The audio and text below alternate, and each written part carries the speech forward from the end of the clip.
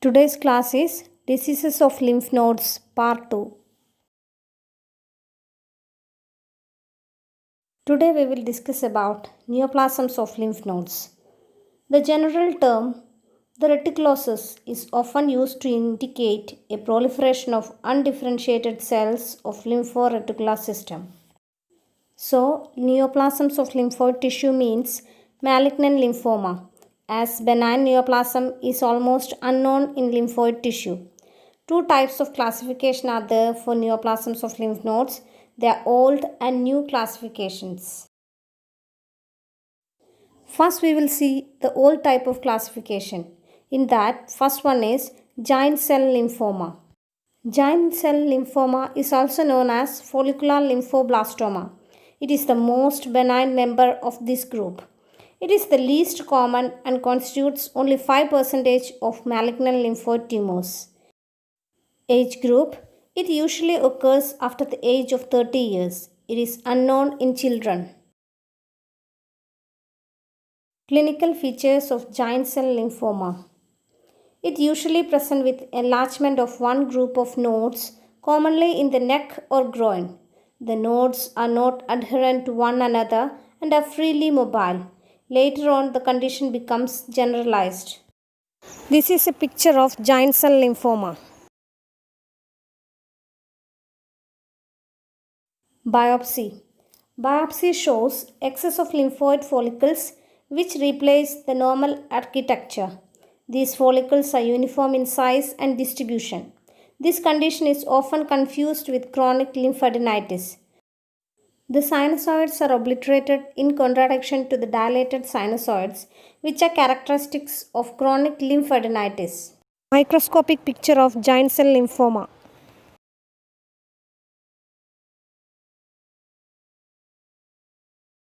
Next is lymphosarcoma. It is the second commonest among the non-Hodgkin's lymphoma. Age group affected. Though it may develop in middle life or later, it is quite common among children. The disease commences locally involving a gradually node. The adjoining nodes are involved. Gradually, the enlarged lymph nodes can be seen in the neck, mediastinum and abdomen. In abdomen, both retroperitoneal and mesenteric nodes are involved. Lymphosarcoma may involve lymphoid tissue other than lymph nodes, as for example tonsil, pharynx, and bowel. The involvement of small intestine may be so diffuse that the bowel is converted into a stiff tube. Spleen is involved in about less than half the case. Presence of constitutional symptoms like loss of weight, anemia, anorexia, and weakness are quite evident. Unexplained fever is present in about 1/4 of cases. On inspection, swelling becomes evident, particularly in the neck. The overlying skin is tense and shiny with engorged veins. Palpation reveals an irregular surface, definite but irregular margin, and varying consistency. In places, soft, firm, in some places, hard in a few. Chest X-ray may show enlarged mediastinal nodes. Lymphangiography show involved retroperitoneal lymph nodes with typical coarse nodular pattern of lymphosarcoma. Biopsy. Biopsy reveals the cut surface is grayish-white, homogeneous and bulging. Addition to surrounding nodes is characteristic feature of this condition. Microscopically, the normal structures of lymph nodes disappear and are replaced by diffuse arrangements of monotonously uniform large lymphoblasts with hyperchromatic nuclei and scanty cytoplasm. The follicles have disappeared. Picture of surgically removed lymphosarcoma. Microscopic appearance of lymphosarcoma. The biopsy shows monotonously uniform large lymphoblasts with hyperchromatic nuclei and scanty cytoplasm.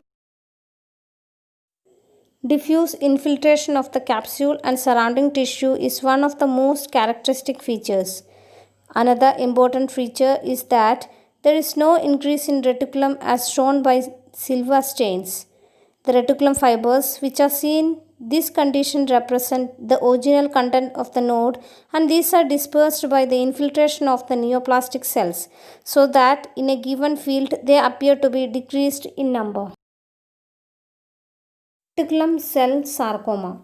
It is the commonest among non-Hodgkin's lymphomas. Age and site are similar to those of lymphosarcoma. They develop in middle life or later. It is quite common among children. Occasionally, bone and even urinary bladder may be involved.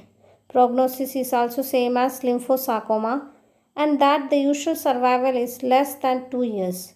Lymphangiography will show typical marginal sunburst appearance.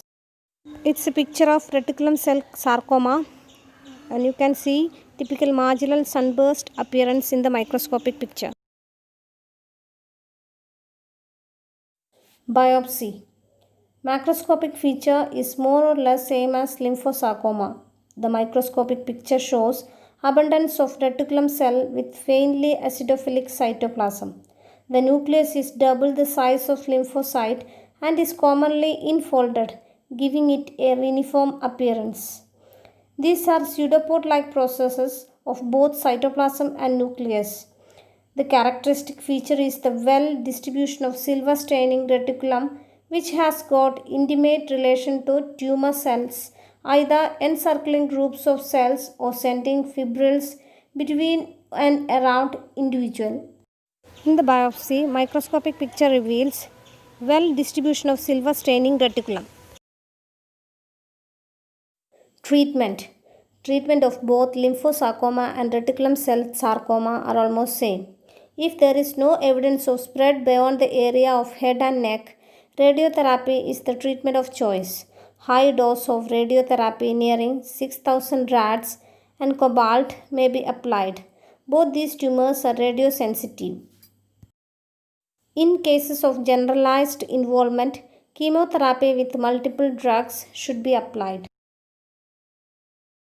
That's all about the old type of classification. The new type of classification we will learn in the next class. Thank you for listening. See you in the next class. Take care. Bye bye.